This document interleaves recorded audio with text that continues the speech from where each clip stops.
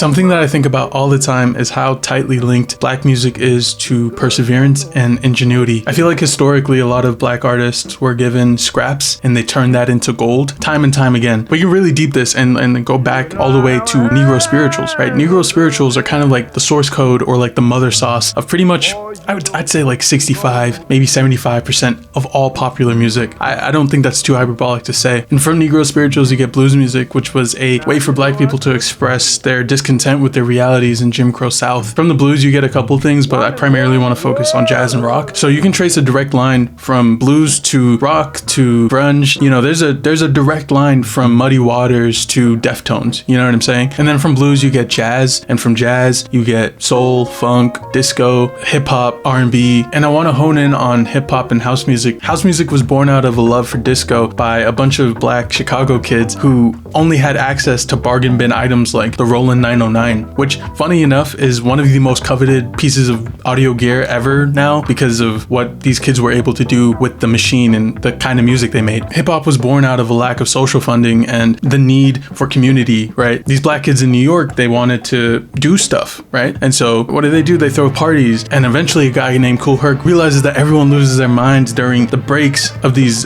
disco tracks and these funk songs and these soul songs, and he realizes I can just loop the break. And eventually you get people who are making beats off of the Roland 808, which was another failure, but is again one of the most coveted pieces of audio gear because of what these black kids were able to do with it. But yeah, I think it's pretty beautiful that black art is able to be as good as it is, even though it's so often the case that black artists don't get the same opportunities and resources. And despite all the bullshit, I think that black artists will always find a way to make amazing art, and I find that beautiful.